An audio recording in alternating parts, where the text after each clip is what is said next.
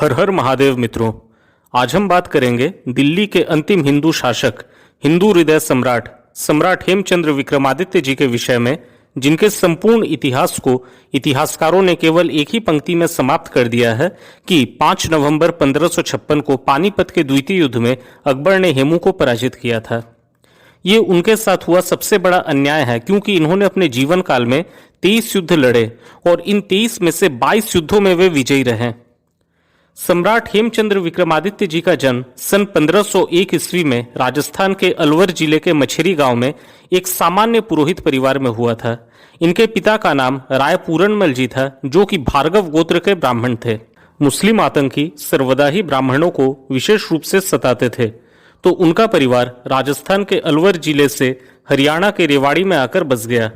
ये बचपन से ही कुशाग्र बुद्धि के थे और संस्कृत, हिंदी, फारसी, उर्दू के साथ ही गणित में अत्यंत दक्ष थे।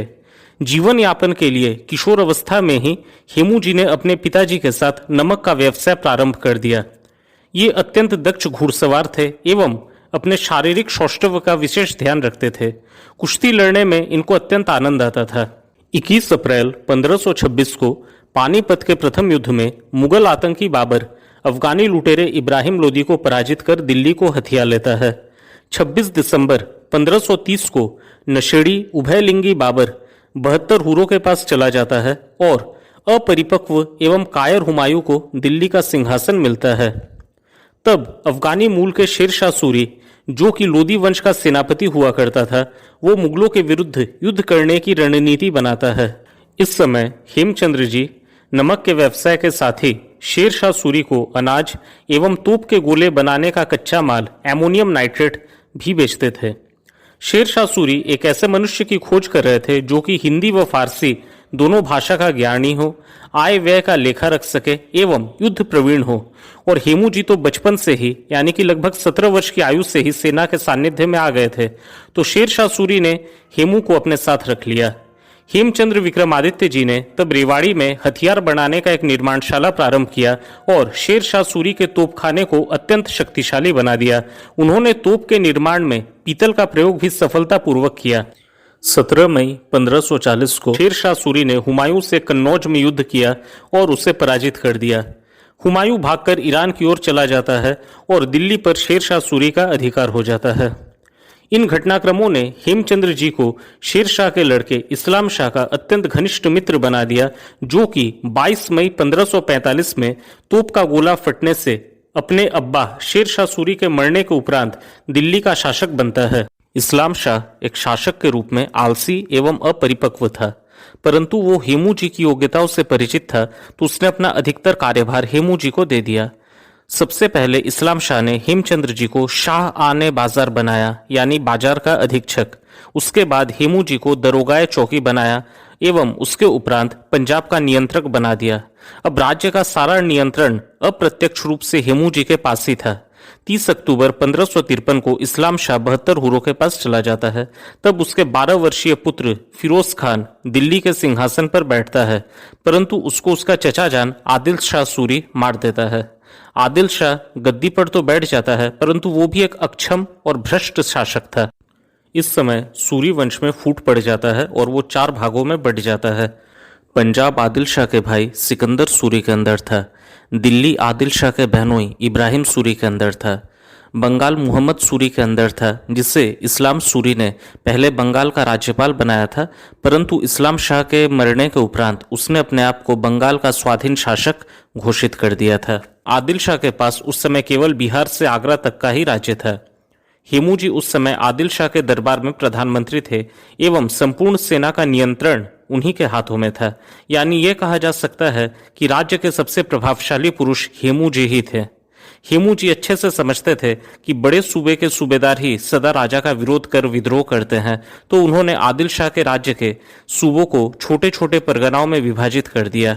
अब सूरी परिवार के ये 4 गुट आपस में सदा लड़ते रहते। वर्ष 1555 में दिल्ली पर राज कर रहे इब्राहिम सूरी ने आदिल शाह पर आक्रमण कर उसे पराजित कर दिया। इसी वर्ष पंजाब पर राज कर रहे सिकंदर सूरी ने इब्राहिम सूरी पर आक्रमण कर उसे पराजित कर दिया। तब इब्राहिम सूरी एक बार पुनः आदिल शाह पर आक्रमण करता है। तब आदिल शाह सूरी हेमू जी को युद्ध में भेजते हैं एवं कालपी में हेमू जी ने इब्राहिम सूरी को पराजित कर दिया। साथ ही उन्होंने सिकंदर सूरी को भी एक बार पराजित किया था। इस समय भोग विलास में लिप्त नशेड़ी आदिल शाह अस्वस्थ था और राज्य का सैन्य एवं वाणिज्यिक विषय पूर्णतः हेमू जी के नियंत्रण में ही था। इधर हुमायूं बैरम खां के सहयोग से 23 जुलाई 1555 को सिकंदर शाह सूरी को पराजित कर दिल्ली एवं आगरा को जीत लेता है। तब आदिल शाह भागकर चुनार चला जाता है। इस समय हेमू जी ग्वालियर के दीवान थे एवं राज्य पर उन्हीं का संपूर्ण नियंत्रण था। 27 जनवरी 1556 को अफीमची एवं नशेड़ी हुमायूं सीढ़ियों से लुढ़क कर 72 हुरों के पास चला जाता है। उस समय हेमू जी बंगाल में थे और इस परिस्थिति का लाभ लेने के लिए वे बंगाल से दिल्ली की ओर कूच करते हैं।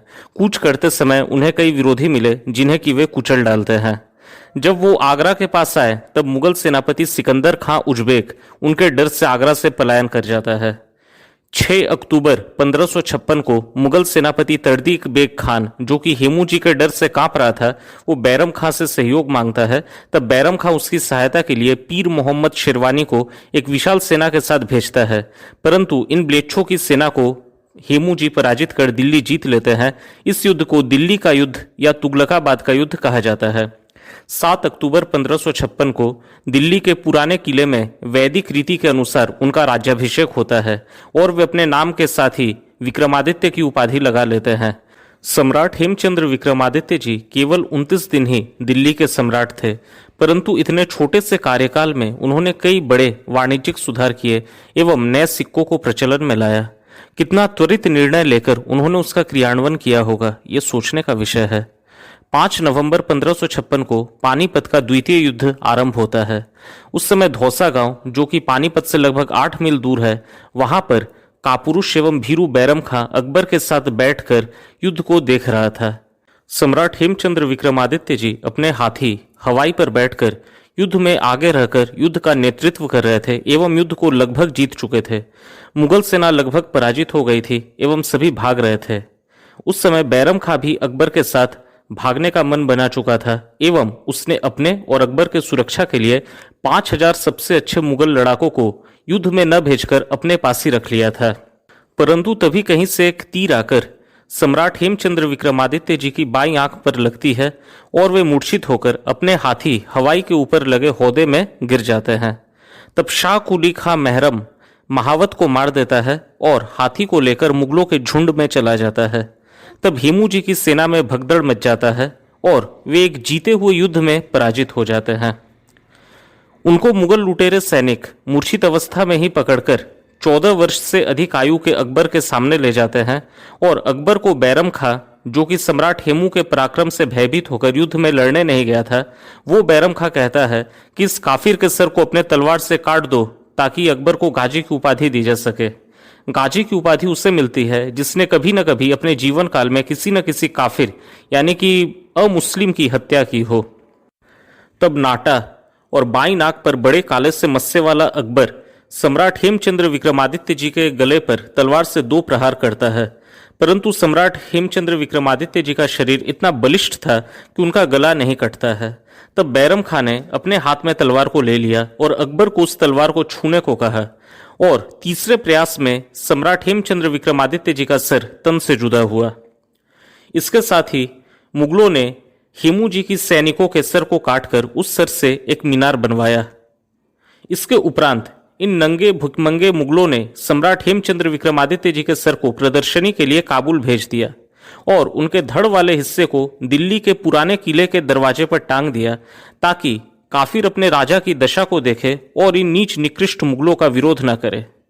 सम्राट हेमचंद्र विक्रमादित्य जी के 80 वर्षीय पिता पूरनदास जी को धर्म परिवर्तन करने को कहा गया, परंतु उनके न मानने पर उनका भी निर्ममता से वध कर दिया गया।